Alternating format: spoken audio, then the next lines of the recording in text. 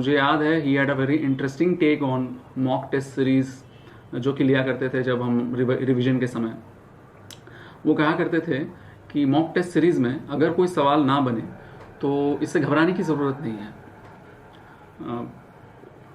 सवाल नहीं बना कोई दिक्कत नहीं है, लेकिन सवाल के पीछे का कंसेप्ट आप इस टेस्ट सीरीज़ के बाद इतने अच्छे से समझिए कि फ्यूचर में कभी भी अगर वो सवाल आए उस कंसेप्ट से रिलेटेड तो उस समय वो सवाल बन जाना चाहिए, उस समय गलती नहीं होनी चाहिए।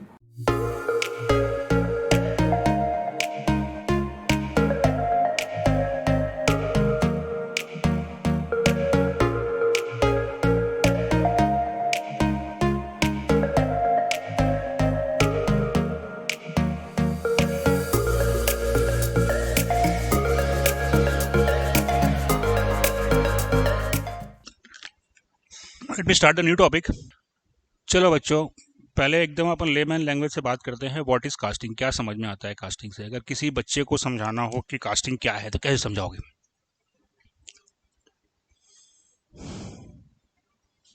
एकदम सिंपल लैंग्वेज में।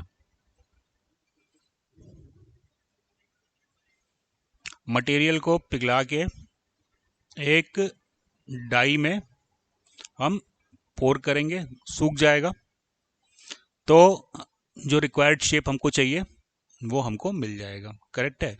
अब इसके बाद दो ऑप्शन बचता है, या तो मैं डाई को ब्रेक करूं या बिना डाई को ब्रेक किए मैं जो फिनिश प्रोडक्ट है उसको निकाल लूं। करेक्ट है। कास्टिंग का एक एग्जांपल आप अपने घर में हमेशा यूज करते हो। आप करते हो अपने घर में कास्टिंग? कहाँ करते हो?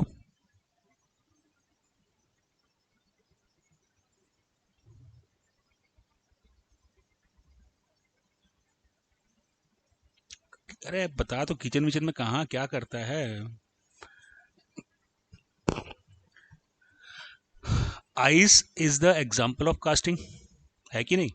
क्या किया आपने? आपको आइस क्यूब चाहिए थी एक पर्टिकुलर शेप में, तो आपने क्या किया? आइस ट्रे में पानी डाला, पानी आपका हो गया मटेरियल। करेक्ट है। और उसको आपने डाल दिया फ्रीजर में और वो हो गया सॉलिडिफाई। तो this is a simple example of casting. तो अब बेसिक अगर मैं आपसे पूछूं, कि एकदम बेसिक लेवल में अगर मेरे को कास्टिंग करनी है तो क्या चीज मेरे पास होनी चाहिए? मोल्टन मटेरियल होना चाहिए। मेटल हो जरूरी नहीं है, कोई भी मेटल मटेरियल हो सकता है। मोल्टन मटेरियल होना चाहिए। और दूसरा क्या होना चाहिए?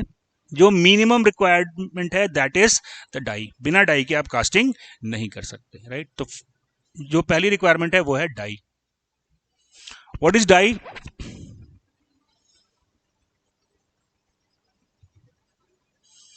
हाँ, जिसमें हम शेप देते हैं।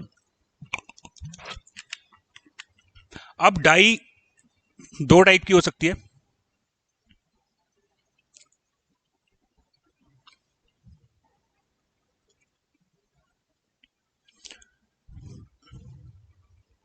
अब कास्टिंग को हम डाई के टाइप से क्लासिफाई कर सकते हैं। Classification of casting based on die. Classification of casting based on die. तो फर्स्ट जो मेथड है that is expendable mould casting.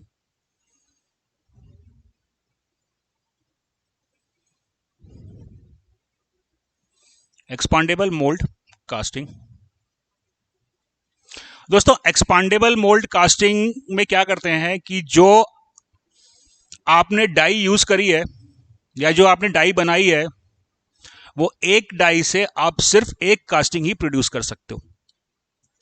क्यों? एक से ज्यादा क्यों नहीं कर सकते? क्योंकि जब कास्टिंग सॉलिडिफाई हो जाता है तो उस कास्टिंग को ब्रेक करके हमको कास्टिंग को बाहर निकालना पड़ता है। क्लियर है? तो चूंकि आप सॉलिडिफाई करने के बाद मोल्ड को ब्रेक कर दे रहे हो, तो एक मोल्ड से आप सिर्फ एक ही कास्टिंग प्रोड्यूस कर सकते हो। Am I clear? तो अगर हम इसकी बात करें एक्सपेंडेबल मोल्ड कास्टिंग की कौन कौन सी होती है, तो फर्स्ट ग्रीन सैंड कास्टिंग। अगर आपके कॉलेज में कास्टिंग करवाया होगा तो वो यही होगा, ग्रीन सैंड कास्टिंग, जहां रेती से और एक पैटर्न के सहारे आप लोग मोल्ड को क्रिएट करते हो। तो ग्रीन सैंड कास्टिंग हो गया। Then CO2 casting,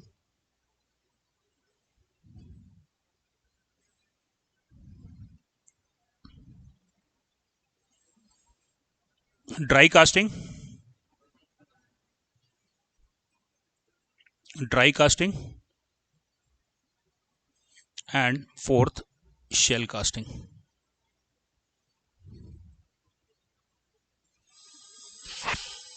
expendable mould casting क्या मतलब हुआ? वन मोल्ड वन कास्टिंग, एक मोल्ड से मैं सिर्फ यहां पे ये जितनी मेथड्स दी हैं इनमें एक कास्टिंग बन गया तो आपको अगली कास्टिंग बनाने के लिए दूसरा मोल्ड प्रिपेयर करना पड़ेगा। हर बार अपन ऐसा ही करते हैं क्या? हर बार अपन ऐसे ही करते हैं क्या? घर में जब अपन आइस जमाते हैं तो क्या हम मोल्ड को तोड़ देते हैं क्या? दोबारा आइस इसमें जमाते नहीं है क्या? जमाते हैं ना। तो दूसरा मेथड हो गया परमानेंट मोल्ड कास्टिंग। परमानेंट, अब परमानेंट लिखा है इसका मतलब ये नहीं कि फॉर एवर रहेगा, ये परमानेंट रहेगा इसका मतलब हुआ कि एक से ज्यादा मल्टीपल कास्टिंग बनाने के लिए आप इसका इस्तेमाल कर सकते हो। Permanent mould casting.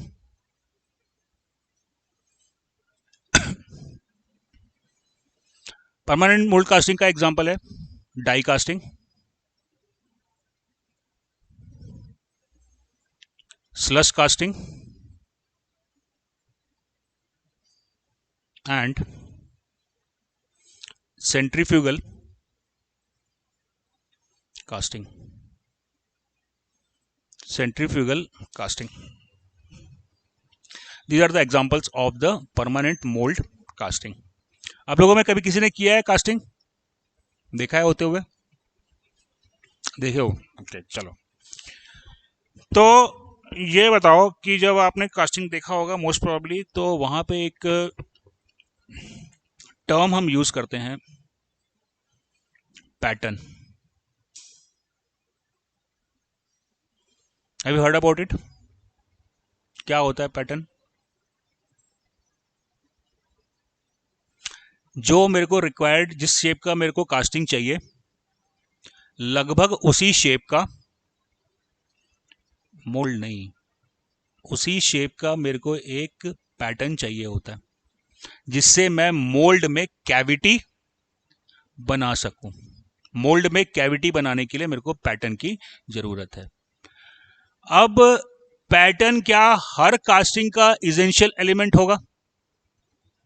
जब भी आपको कास्टिंग करनी है पैटर्न आपको रिक्वायर्ड होगा? No, not at all. एक पैटर्न से मल्टीपल मोल्ड बना सकते हो, लेकिन पैटर्न की जरूरत क्या है? मोल्ड में कैविटी बनाने के लिए। करेक्ट है बेटा। तो जब आप परमानेंट मोल्ड कास्टिंग यूज कर रहे हो तो वहां पे तो मोल्ड कैविटी ऑलरेडी आपके पास में बनी हुई है। आप अपने घर में पैटर्न का इस्तेमाल करते हो क्या इस जमाने के लिए? नहीं, क्योंकि आपका जो मोल्ड है उसमें कैविटी ऑलरेडी बनी हुई है। करेक्ट है। तो pattern is used only in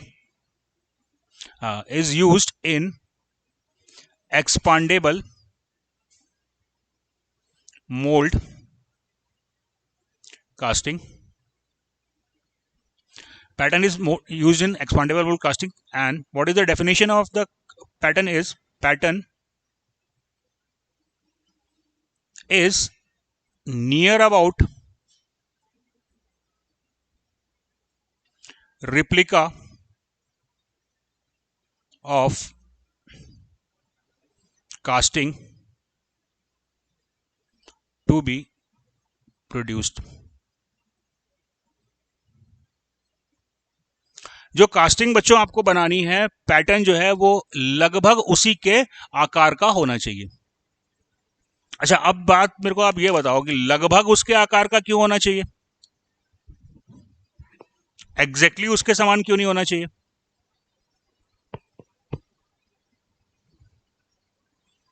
अगर लगभग रहेगा तो जो आपका कास्टिंग जो होल बनेगा, जो आपका होल बनेगा जो डाई आपकी, जो मोल्ड कैविटी आपकी बनेगी, वो कैविटी एग्जैक्ट कास्टिंग की शेप की तो नहीं होगी, छोटी या बड़ी होगी। तो आपकी कास्टिंग जो प्रोड्यूस होगी वो डिफेक्टिव हो जाएगी। चलिए, कास्टिंग मेरी डिफेक्टिव ना बने इसलिए मेरे को पैटर्न को नियर अबाउट शेप का बनाना होता है। अगर मैं एग्जैक्ट शेप का बना दूंगा, जिस शेप का मान लो ये पेन मेरे को बनानी है, एग्जैक्टली अगर इसी शेप का मैं पैटर्न यूज करूंगा, इसी शेप का पैटर्न यूज करूंगा, तो फाइनल कास्टिंग मेरे को इस शेप की नहीं मिलेगी। फाइनल कास्टिंग मेरे को इस शेप की चाहिए, इसलिए मेरे को इसमें वेरिएशन, साइज में कुछ वेरिएशन करने पड़ेंगे। करेक्ट है। अच्छा, पैटर्न बना, मोल्ड बनाते कैसे हैं? मान लो एक पैटर्न लिया हमने, है ना, मेरे को एक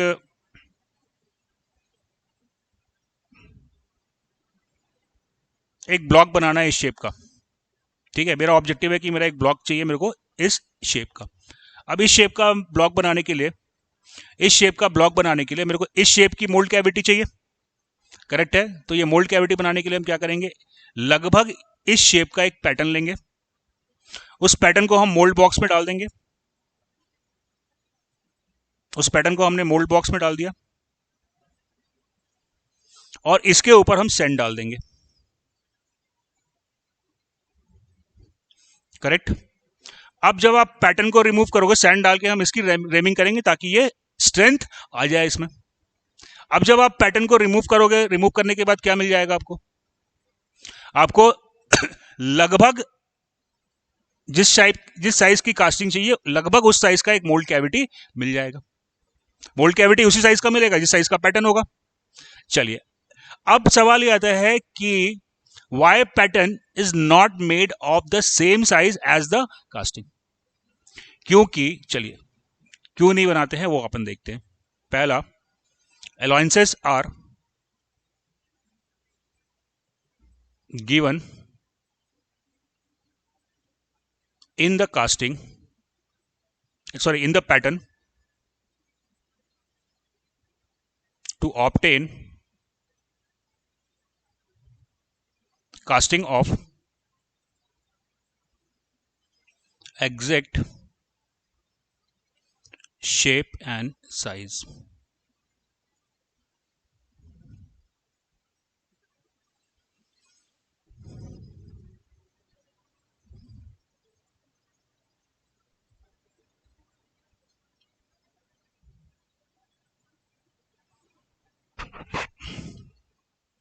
देखो बच्चों, अब ये अलाउंसेस क्या होते हैं उसको हम समझते हैं। बहुत सिंपल है इसको समझना। पहला है श्रिंकेज अलाउंस। श्रिंकेज अलाउंस, अब ये श्रिंकेज अलाउंस क्या होता है? देखो बच्चों, मोल्ड कैविटी आपको मिल गई और मान लो आपने मोल्ड उसी शेप का बनाया जिस शेप का मेरे को कास्टिंग चाहिए था। अब जब मैं उसमें मोल्टन मेटल डालूंगा और मोल्टन मेटल सॉलिडिफाई होगा, तो कोई भी चीज जब उसका टेम्परेचर कम होता है तो वो क्या होती है, सिकुड़ जाती है, श्रिंक हो जाती है। करेक्ट है। अब मान लो कि इसी शेप का मैंने मोल्ड कैविटी प्रिपेयर किया। करेक्ट है। तो क्या मेरे को इस शेप का पेन मिलेगा क्या? नहीं, जब पेन मेरे को मिलेगा वो पेन श्रिंक हो गया होगा। Is that clear? तो इसको कंपनसेट करने के लिए मेरे को क्या करना चाहिए? इसको कंपनसेट करने के लिए मेरे को होल को, यानी कि पैटर्न को थोड़ा सा बड़ा बनाना पड़ेगा। राइट। अच्छा, श्रिंकेज अलाउंस क्या होता है? It is required, it is required to compensate shrinkage in solid state. Second, it is positive alliance. Positive alliance का मतलब क्या हुआ? पॉजिटिव अलाउंस का मतलब हुआ कि आपको पैटर्न के साइज को प्लस करना पड़ेगा। यानी कि अगर आपको 10x10 mm का 10 सेंटीमीटर का एक क्यूब चाहिए, तो पैटर्न जो आप बनाओगे वो श्रिंकेज अलाउंस के कारण 10 सेंटीमीटर से बड़ा होना चाहिए। पॉजिटिव अलाउंस का मतलब हुआ कि आपके पैटर्न का साइज कास्टिंग के साइज से बड़ा होगा। ठीक है, अब यहां पे बच्चों एक टर्म समझना बहुत जरूरी है, it is required to compensate shrinkage in solid state. अब इसका क्या मतलब हुआ, समझते हैं इसको अपन। देखो, आपने क्या चाहिए, मॉल्टन मेटल चाहिए कास्टिंग बनाने के लिए, तो मॉल्टन मेटल का कुछ टेम्परेचर होगा, फिर वो धीरे धीरे कूल होगा, तो ये आपका आया पोरिंग टेम्परेचर, फिर ये पहुंचेगा अपने मेल्टिंग टेम्परेचर पे, कूल होके। मान लो इसका पोरिंग टेम्परेचर था सपोज 1500 डिग्री सेंटीग्रेड और इसका मेल्टिंग टेम्परेचर था 1200 डिग्री सेंटीग्रेड, तो ये 1500 डिग्री से 1200 डिग्री से पे पहुंचा, करेक्ट है। फिर ये इस टेम्परेचर पे लिक्विड से सॉलिड में कन्वर्ट होगा, करेक्ट है। और उसके बाद सॉलिड से फिर ये रूम टेम्परेचर पे आएगा। क्लियर? क्या हो रहा है, 1 से 2 में क्या हुआ, अरे हीट लॉस तो हुआ है, टेम्परेचर चेंज कहां से कहां हुआ, 1500-1200 क्या है, पोरिंग टेम्परेचर से मेल्टिंग टेम्परेचर पे आया, करेक्ट है। 2 से 3 में क्या हो रहा है, टेम्परेचर में कोई चेंज नहीं हो रहा है, तो क्या हो रहा है इस दौरान लिक्विड जो था अब वो धीरे धीरे सॉलिडिफाई हो गया। 3 पे वो सॉलिडिफाई तो हो गया है, लेकिन उसका टेम्परेचर रूम टेम्परेचर से ज्यादा है, और फिर रूम टेम्परेचर के बाद मेल्टिंग टेम्परेचर से अब ये रूम टेम्परेचर पे आएगा। तो दोस्तों यहां पे श्रिंकेज जो हो रहा है वो 3 स्टेट में हो रहा है, 3 जगह पे हो रहा है। 1, जब वो पोरिंग से मेल्टिंग पे पहुंच रहा है, दूसरा ड्यूरिंग सॉलिडिफिकेशन, और तीसरा आफ्टर सॉलिडिफिकेशन। तीनों ही स्टेज में श्रिंकेज होगा, और ये तीनों स्टेट में होने वाले श्रिंकेज को मेरा श्रिंकेज अलाउंस कंपनसेट नहीं करता है। तो कौन से श्रिंकेज को कंपनसेट करता है, पढ़ो देखो क्या लिखा है।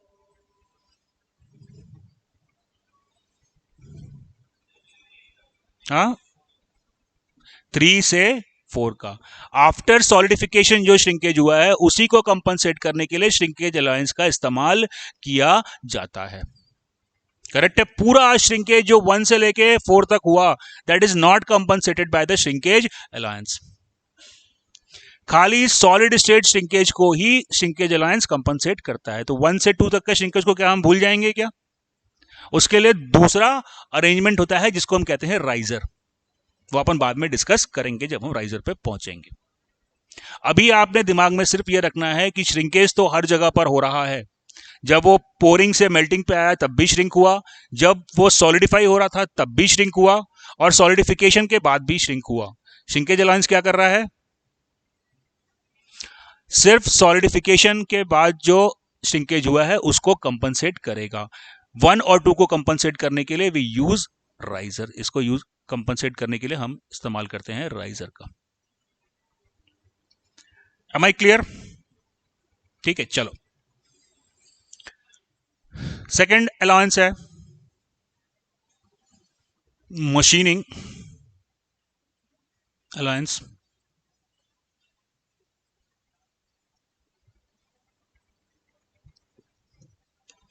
मशीनिंग अलाउंस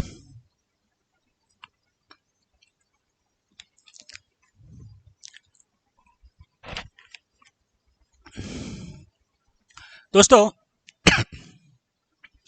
मशीनिंग अलाउंस मतलब क्या हुआ,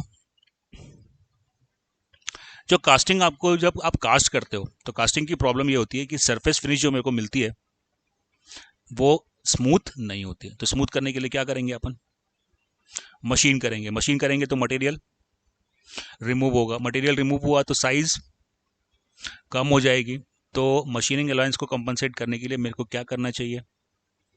पैटर्न को बड़ा बनाना चाहिए या छोटा बनाना चाहिए? हाँ, थोड़ा बड़ा बनाना चाहिए। तो ये क्या हुआ, पॉजिटिव अलाउंस हुआ कि नेगेटिव अलाउंस हुआ? That is positive. Clear?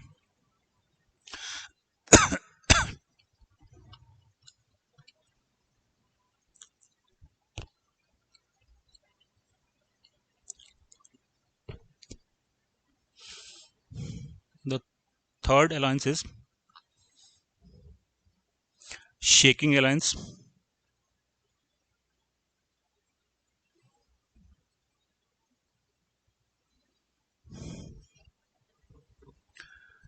Shaking alliance, clear? अभी क्या शेकिंग अलायंस क्या होता है? देखो यहाँ पे ये पैटर्न है, जब आप इस पैटर्न को रिमूव करोगे तभी आप इसमें मोल्टन मेटल को डाल सकते हो। क्लियर है? तो बच्चे अब देखो, ये पैटर्न जो है वो इसके साथ में सैंड चिपकी हुई है। अगर आप इसको सडनली बाहर निकालोगे तो ये अपने साथ सैंड को भी लेके बाहर आएगा। इसका मतलब ये होगा कि ये मोल्ड कैविटी को डैमेज कर देगा, जिससे आपकी कास्टिंग डिफेक्टिव बनेगी। Am I clear? तो इसमें क्या करते हैं कि मान लो ये पैटर्न है ना, इसको निकालने के लिए बीच में एक पॉइंट लेते हैं और उसको हिट करते हैं हैमर से हल्का सा, और थोड़ा सा उसको मूव करते हैं। करेक्ट है? और फिर मूव करने के बाद हम पैटर्न को आसानी से बाहर निकाल सकते हैं बिना मोल्ड कैविटी को डैमेज किए। क्लियर? तो बच्चे अब ये बताओ मेरे को कि ये शेकिंग अलाउंस को कंपनसेट करने के लिए पैटर्न बड़ा होना चाहिए या छोटा? सीधी सी बात है, जब आप पैटर्न को शेक करोगे तो मोल्ड कैविटी बड़ी हो जाएगी। करेक्ट है? तो इसको कंपनसेट, शेकिंग अलाउंस को कंपनसेट करने के लिए हमको क्या करना चाहिए? जो हमारा पैटर्न है it has to be shorter. तो ये क्या होगा? नेगेटिव अलाउंस होगा।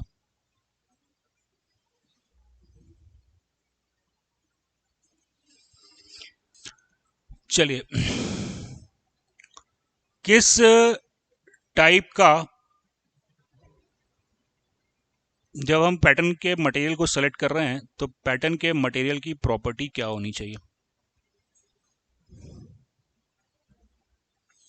What should be the property of pattern material?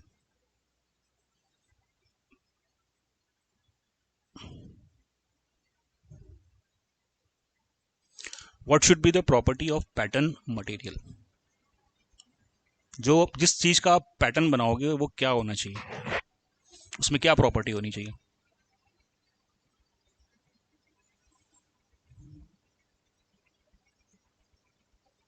उसका मेल्टिंग पॉइंट बहुत ज़्यादा होना चाहिए। पैटर्न के मटेरियल का मेल्टिंग पॉइंट बहुत ज़्यादा होना चाहिए। Yes no? नहीं, क्यों? मेल्टिंग पॉइंट ज़्यादा नहीं होगा तो पैटर्न पिघल नहीं जाएगा?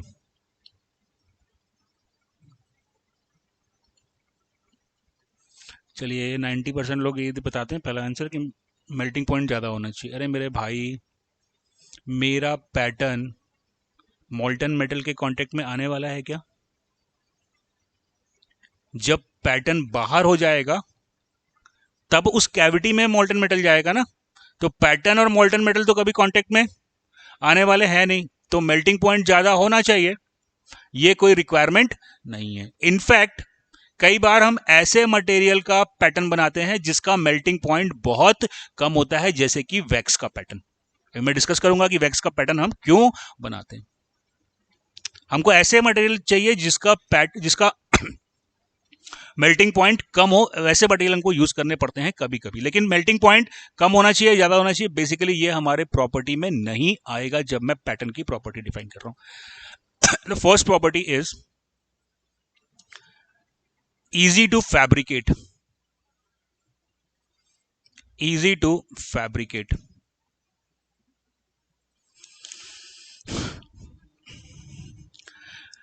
बच्चे पैटर्न ऐसा होना चाहिए जिसको आप आसानी से फैब्रिकेट कर सको। इसी कारण से जो आप देखेंगे मैक्सिमम पैटर्न जो बनाए जाते हैं वो वुड के होते हैं। वुड इजी टू फैब्रिकेट कैसे हो गया? उसको ले जाओ अपना कारपेंटरी शॉप में, काटा पीटी करो, आप उसको शेप में लेके आ जाओगे। तो इजी टू फैब्रिकेट होना चाहिए। इसी प्रकार से आप उसका भी पैटर्न बनाते हैं, क्या कहते हैं हम लोग, प्लास्टर ऑफ पेरिस का भी पैटर्न बनता है, उसको आसानी से हम शेप दे सकते हैं। करेक्ट है। तो पहली प्रॉपर्टी होना चाहिए कि जो भी आप मटेरियल सेलेक्ट करो वो इजी टू फैब्रिकेट होना चाहिए। Second, it has to be light in wait.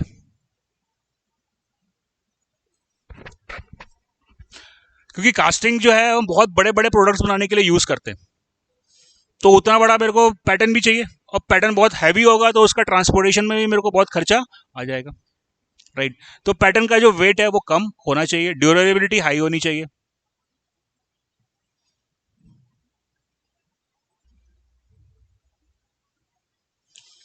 And fourth,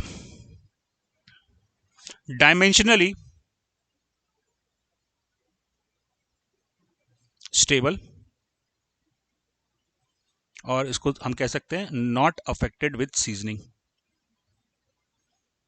not affected with seasoning.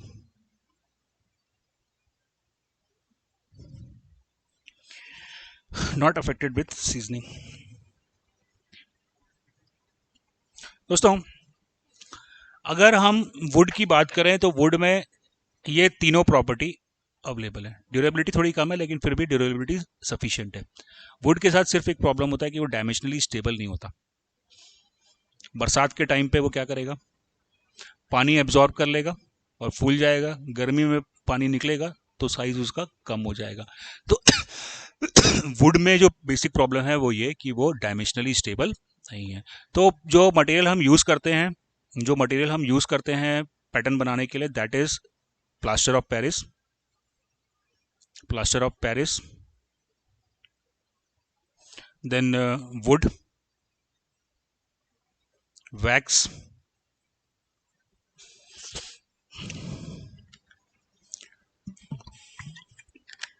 Light metals such as aluminium, magnesium. Light metals को यूज कर सकते हैं जो मेटल वेट में कम हो।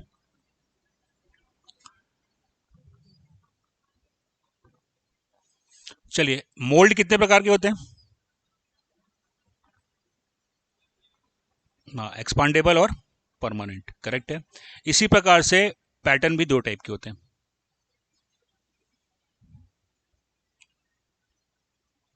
First, permanent.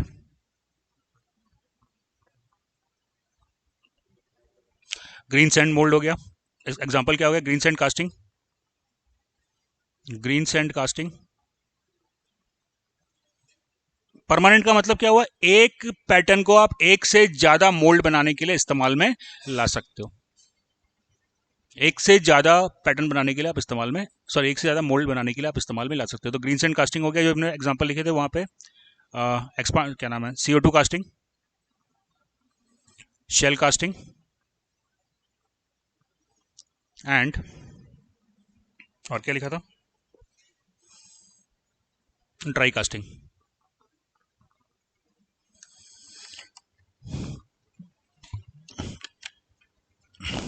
यहाँ पे जो आप पैटर्न यूज कर सकते हो वो पैटर्न परमानेंट पैटर्न हो सकता है। करेक्ट है। अब दूसरे टाइप का पैटर्न होता है एक्सपांडेबल पैटर्न। एक्सपांडेबल पैटर्न मतलब कि